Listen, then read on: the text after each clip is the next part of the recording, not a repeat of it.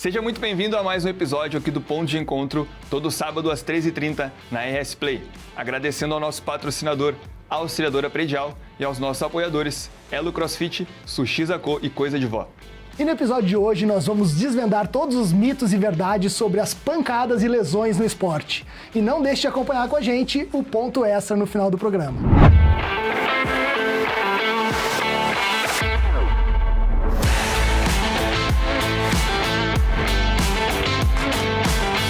E hoje nós temos o prazer de receber aqui nos estúdios da RS Play o Dr. Samir Sesimbra. Por favor, Samir, te apresenta para a nossa audiência. Muito boa noite, meu nome é Samir Sesimbra dos Santos, sou neurocirurgião e nas horas vagas esportista. Então, começando justamente com isso, né, Samir? Eu queria saber quais esportes tu pratica ou já praticou e como é que a atividade física está inserida na tua rotina hoje, atualmente. Assim, a atividade física, assim, na minha vida, ela é muito importante, sempre foi, né? Ela está inserida basicamente quase que diariamente, né? Eu tiro um horário para fazer alguma atividade, normalmente de manhã cedo, que é o horário que eu tenho certeza que eu vou conseguir fazer. Eu sou praticante de judô, praticante de jiu-jitsu e gosto muito, sou surfista. Então, assim, são as três, digamos assim, as minhas três paixões, assim, são essas, né?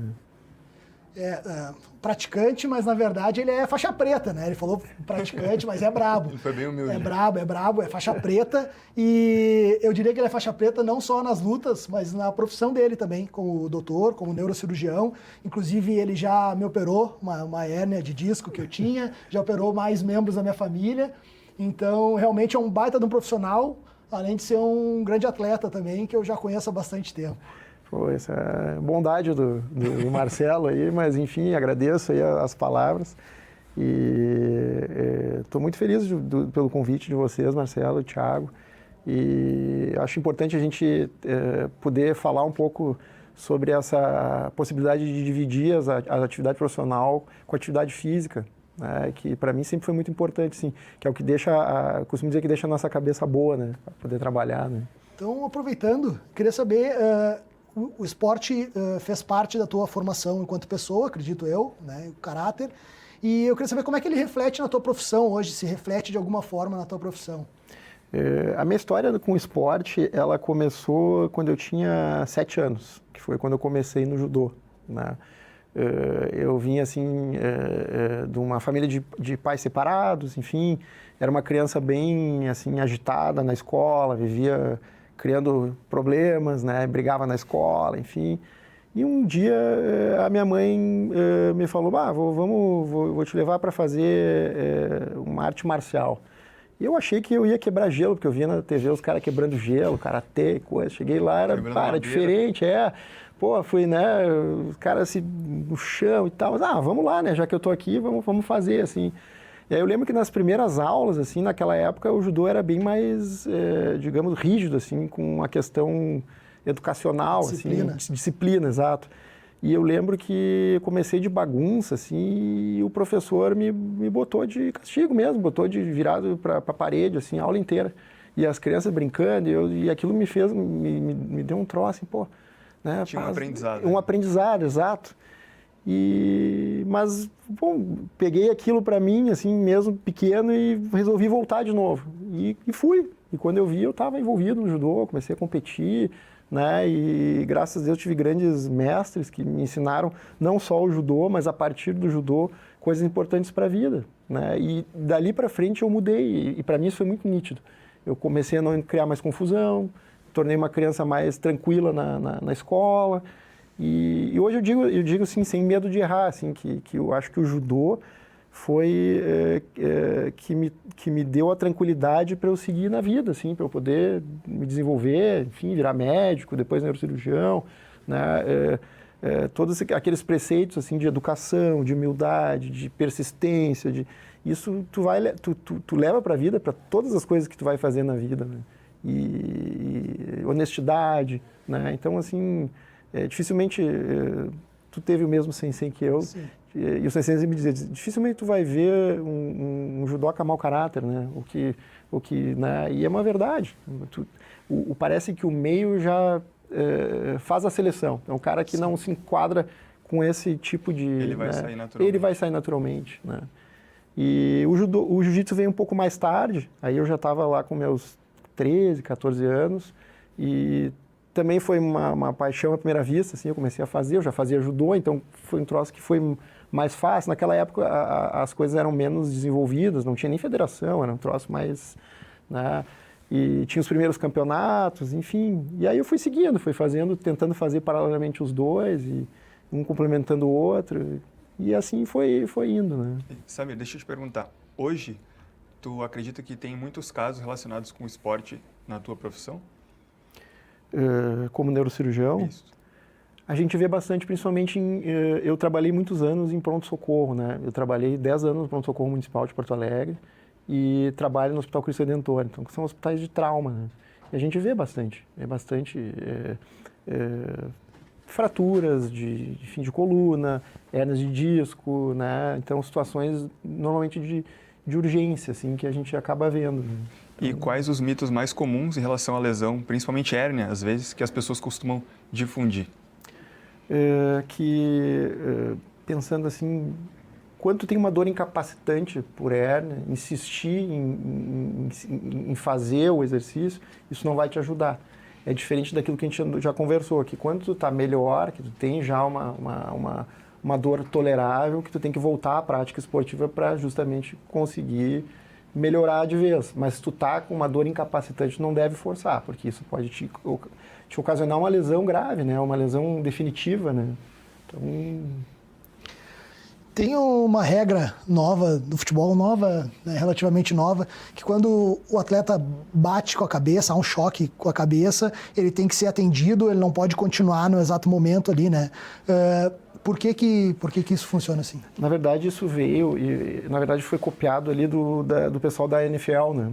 Porque, na verdade, o trauma no esporte, eu acho que não tem uma liga que estude mais isso do que a liga do futebol americano.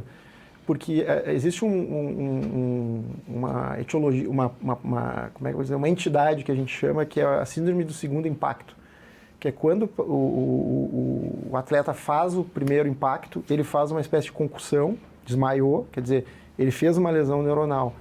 O risco de uma segunda batida e que ele faça uma lesão, uma nova lesão, é fazer o que a gente chama de edema cerebral maligno. Então o cara faz um edema cerebral, entra em coma e morre. Então, assim, esse é o risco.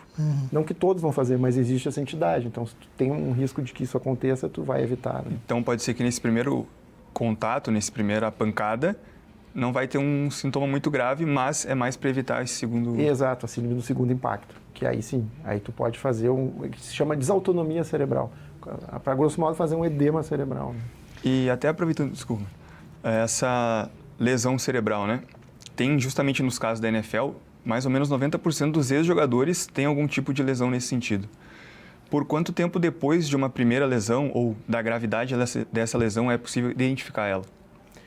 Tu diz identificar do ponto de vista radiológico? Isso. Na verdade, até em seguida, se tu fizer uma ressonância no paciente, que é um exame bem específico, tu pode ver lesões axonais, alguma coisa nesse sentido, tu pode já ver, né? De imediato, em horas, né? Então... E as sequelas mais tardias, pode ver, mas aí é mais difícil, aí em traumas bem mais graves, né, que a gente vai ver. Né? Ainda então, com relação à pancada na cabeça ali, ou queda, enfim, que bata a cabeça, com relação às crianças, a gente sempre ouviu falar, né, que quando a criança bateu a cabeça não deve deixá-la dormir no momento seguinte. Isso é verdade? É um mito? Por que isso ocorre? Na verdade, isso é um mito, né? O que acontece? As crianças, muitas vezes, depende também da criança, principalmente criança pré-verbal, que é aquela que não consegue referir o que está acontecendo. O fato de tu deixar a criança dormir, tu pode ter dificuldade de identificar uma diminuição do estado de consciência dela. Então, não é pelo fato de dormir que ela vai, por exemplo, vir a óbito. Não é isso. É o fato de ela ter feito uma lesão grave e tu não conseguir ver porque ela está dormindo. Então, o sono não é o problema. O sono, na verdade, ele pode mascarar uma lesão mais grave. Então, é basicamente nesse sentido, né? Então, um grande mito que está caindo aí. Exato. Todo mundo ouviu isso alguma vez. É verdade. Inclusive, por via das dúvidas, eu sempre evitei de deixar as gurias dormirem depois. Das crianças. Deu uma batida leve, só descansar um pouquinho, o pai dali não dorme. Samir, Como que hoje a tecnologia, e principalmente a inteligência artificial, podem auxiliar no diagnóstico precoce de algum trauma? Assim, ainda nesse sentido do trauma, assim, ainda a gente não tem assim, uma influência tão grande da inteligência artificial, porque é uma coisa muito, como é que eu vou explicar? Ela é muito da prática, da hora, né? Mas a gente tem, assim, a inteligência artificial para fazer diagnósticos, por exemplo, tomográficos, de exame de imagem, né? Auxiliar em que a gente tome decisões nesse sentido, né? Mais assertivas, né? Então, nesse sentido, sim, talvez a inteligência artificial no sentido de tu tomar uma decisão baseada em algo que pode te ajudar. Tu tá numa dúvida, por exemplo, vou operar esse caso ou não vou, e aí, de repente, tu, com o auxílio dessa inteligência, tu pode ter uma chance de acertar mais, né? E também a gente escuta falar bastante quando ocorre um acidente ou uma queda, né? Que a gente não deve mexer na vítima ali, movimentar ela, porque pode ter uma lesão na coluna, que a gente tem que esperar a chegada de um profissional habilitado ali. Isso é verdade? Isso é verdade, isso não é mito, né?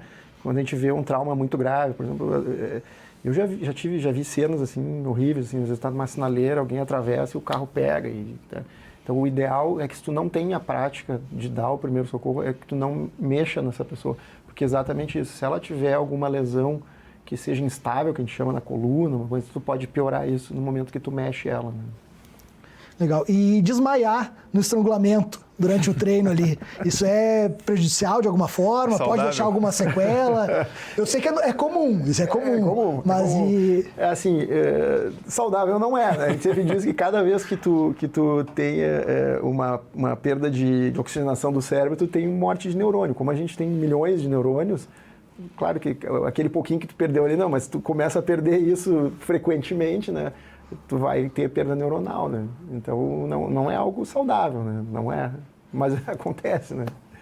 Quando a gente fala desse número de impactos, né? Principalmente na região da cabeça, a gente consegue prever isso no futuro? Como, por exemplo, a gente tem o caso do Maguila, né? Que era o boxeador. Isso tem como... Existem alguns exames hoje em dia que tu pode fazer, né? Para na verdade, mais é fazer diagnóstico, né? Porque cada pessoa tem o seu, digamos assim, seu ponto limite aí de tolerância, né? Cada indivíduo é diferente, né? Mas nesse sentido tem um filme bem interessante que é com Will Smith, aquele Um Homem Entre Gigantes, que é sobre a NFL, que é verídico aquilo, que é justamente sobre isso, sobre o estudo que eles fizeram a partir do número de concussões, né? Exato, de demência precoce nos jogadores da NFL, né?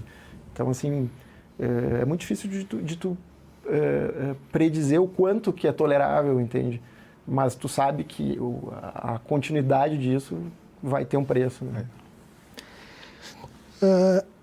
Eu não podia deixar de tocar num assunto que está sendo bem comentado, né, nos últimos tempos, que é com relação à doutora Tatiana Sampaio, que ela desenvolveu um estudo, aliás, há bastante tempo já ela está estudando, né, uma proteína ali que está sendo bastante, no mínimo, esperançoso para a galera que tem paralisia, né, de repente ter essa esperança aí e ela já conseguiu alguns resultados positivos.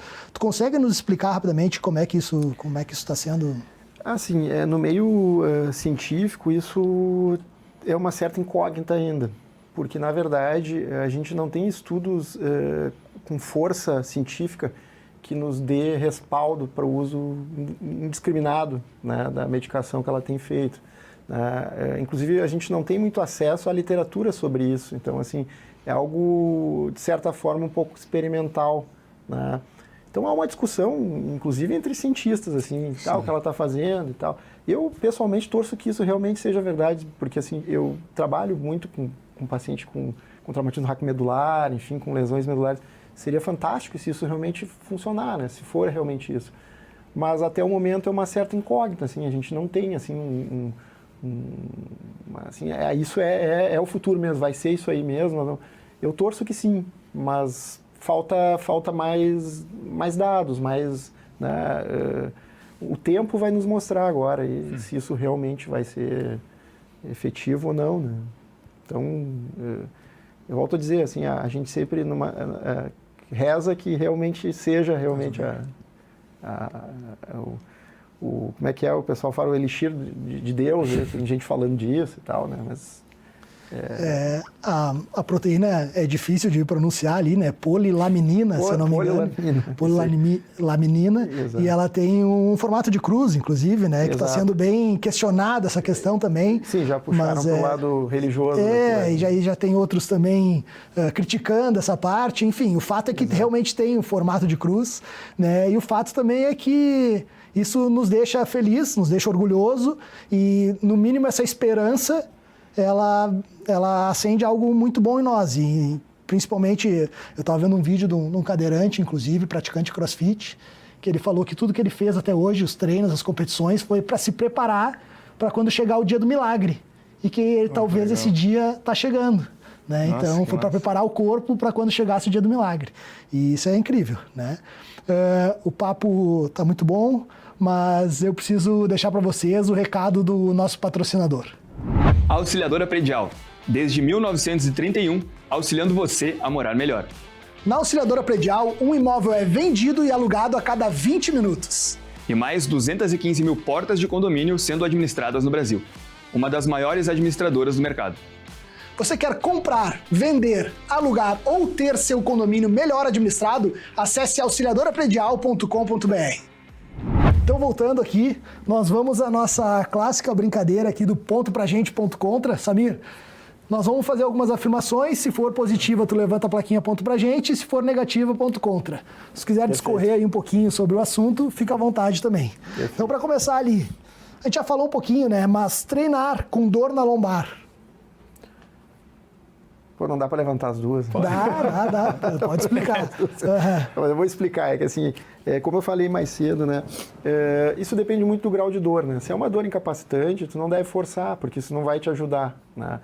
Mas tem um limiar de dor que, quando é tolerável, que tu deve seguir adiante e realmente tentar fazer um exercício, enfim, até para te ter reforço muscular, que normalmente é o que faz ajudar, né, a não ter que usar medicação, enfim, indeterminadamente. Então fica para os dois lados aí, digamos. Esportes com golpe na cabeça, como boxe. Aí eu vou ter que responder o que eu gosto ou o que eu deixo. Pode ser as duas também. É que assim, como médico é ponto contra, né? Esporte com trauma na cabeça não tem como eu defender aqui, né? Mas, assim, do ponto de vista de gosto, né, eu gosto de luta, enfim, eu sou um admirador da luta, mas como saúde não é algo legal. E consultar o médico lá, consultar o doutor Samir lá, só quando a dor já está insuportável. É ponto contra, né? Na verdade, tu deve prevenir que chegue a esse ponto, né? Eu sei que a maioria das pessoas acabam levando o máximo que dá, mas se tu tá com uma dor que não melhora, é uma dor que está te incomodando, que está atrapalhando a tua funcionalidade dia a dia, isso não é normal, né? Então, quando isso começa a acontecer, o ideal é que tu vá procurar ajuda, né? Para justamente fazer um diagnóstico que não tenha nada mais grave, enfim, que possa seguir um tipo de tratamento, né? Para melhorar a tua qualidade de vida, né? Protocolo de concussão nos esportes. Totalmente a favor, né? Eu acho que a gente não pode transformar o esporte em algo inconsequente, né? Então, acho que esse protocolo demorou, na verdade, para surgir. Eu acho bem importante. E é importante até que, às vezes, conscientize as pessoas, porque eu vejo que às vezes tu está assistindo futebol com outros amigos, que fresco aí, o cara, né, que coisa, volta pro jogo e tal. Não, tá certo. Acho que o cara que fez uma concussão, desmaiou, ele tem que sair do jogo, tem que ficar afastado mesmo. Tem que levar a sério isso, né? Legal. Samir, gostaria de agradecer, né, a tua disponibilidade em vir aqui dar essa entrevista. Agradecer também pelo teu trabalho, né, o que tu faz pelos teus pacientes, inclusive já fez por mim. E se tu quiser deixar um recado aí, ver como é que a pessoa pode te encontrar para consultar contigo, fica à vontade. Então, eu quero agradecer, então, mais uma vez o convite do Marcelo, do Thiago. É um prazer poder estar aqui. Falando um pouquinho de duas coisas que eu amo, né, que é a minha profissão e os esportes que eu pratico, né, e melhor ainda os dois juntos. Então, quem quiser me procurar, enfim, só com o meu nome mesmo, botando Google ali, vai me encontrar. né? Tem o telefone da clínica, tudo direitinho, bem fácil, tá? Espero que tenha esclarecido, né, para a audiência de vocês algumas coisas, né? E também desmistificado um pouco, né, algo de que, às vezes, como tu falou, as lendas urbanas aí, né? E é isso. E se precisar consultar com o Dr. Samir ali, também pode me chamar no Instagram ali, que eu passo contato, eu indico para todo mundo ali o Dr. Samir. E agradecendo você também que está em casa nos assistindo todo sábado, às 1h30 na RS Play. Né? Muito obrigado pela sua audiência e fique agora com o nosso quadro Ponto Extra.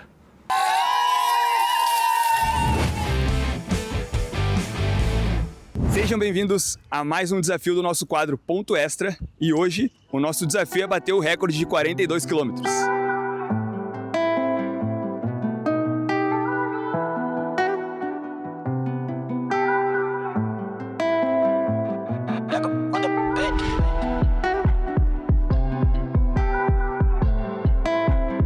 Coração sendo pra fora, né? Foda, mas marcar os 42. Daí alguém de fora vai marcando o tipo. O Nando vai ter 42 no relógio, então. Tá. Outra coisa importante que eu acho, não precisa esperar o cara chegar exatamente ali, né? Então sai dali, dá a volta inteira e entrega ali. Só que, por exemplo, o Nando, vamos supor que ele é o cone e eu tô vindo. Ele não precisa estar parado pra esperar, ele já pode ir indo. Então ele vai vir um pouquinho mais pra não ter que acelerar de primeira, então já vai acelerando devagar. Mas também tem que pensar que o cara que tá vindo tá se fudendo, né? Qual é a ordem aí, então? Nando vai em primeiro, eu vou em segundo, Gustavão em terceiro. Vai, só calma. Dudu ou Denis, quem vai de quarto?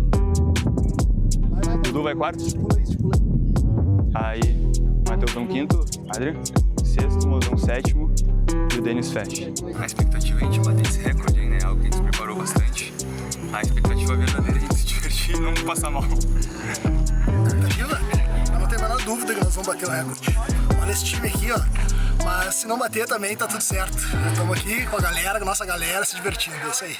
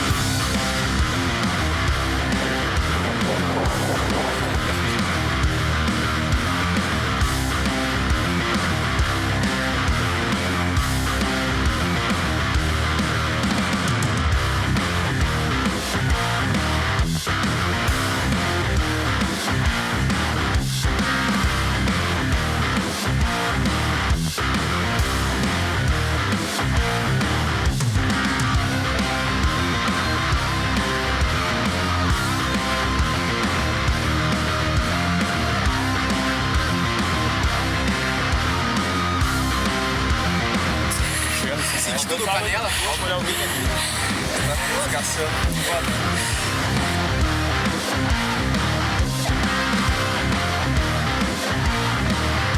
Ele me entendeu que era 20 Eu falei lá no início, começa engraçado, perde a graça e termina com mais feliz ainda.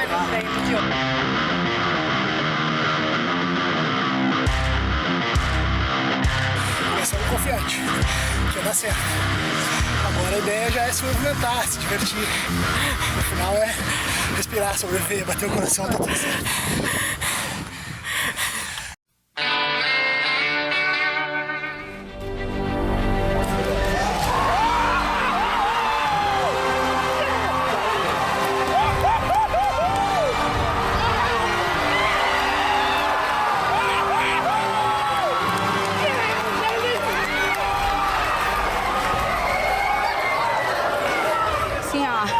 Não basta a humilhação do CrossFit diária, tá? A gente faz umas amizades que a gente acha que que amizade legal.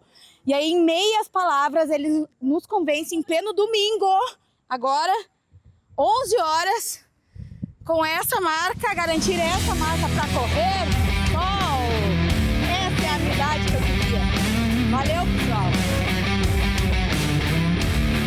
Já faz um tempo aí que a gente tem que recalcular a rota e a gente mudou agora para 200 metros. E recebemos a ajuda das nossas companheiras, né? As mulheres que estão nos ajudando. Pode ver o estado delas aí, ó. As nossas guerreiras do CrossFit. A galera lá também, ó. Mas agora tá mais viável. Vai buscar o tempo. Agora é só na cabeça, só na cabeça. Vamos atrás. Vai dar. Bora, Deni! Ai, esse sol tá foda. Ah, é o sol. Horrível. Esse sol, meu Deus. Quanto que falta agora, Marcelo? Falta 9,200. 9,200, só 9,200.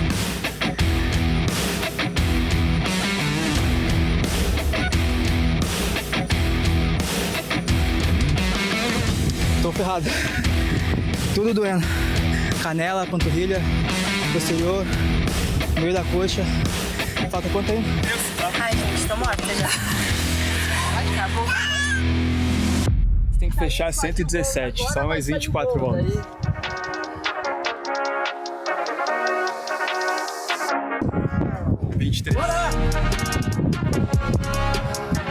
É 200 metros, mas é sabor 400 metros. Ah, sabor. Não, eu não.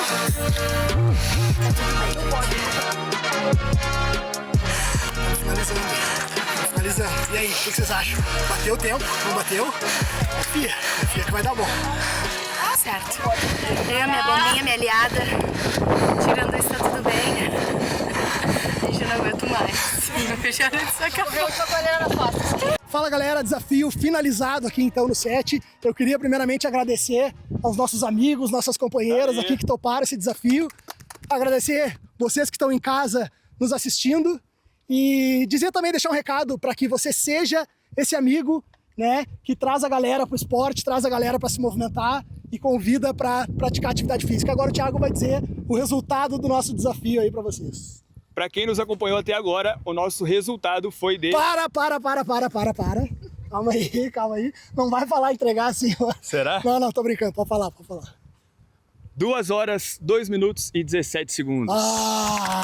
Infelizmente, nós não batemos esse tempo aí do recorde mundial não oficial, mas a gente tem certeza que da próxima vez, todos convidados, a gente vai conseguir. Foi por pouco, hein? Foi por pouco. E eu vou dizer, nosso máximo respeito aos atletas de atletismo, de maratona. A gente aqui em 14 pessoas hoje nos revezando, no início a cada 400 metros, depois a cada 200 metros, dando o nosso máximo, né? Nós não conseguimos bater o recorde da maratona ali. Então, nosso máximo respeito a todos os atletas de atletismo. E acompanhe conosco os próximos episódios.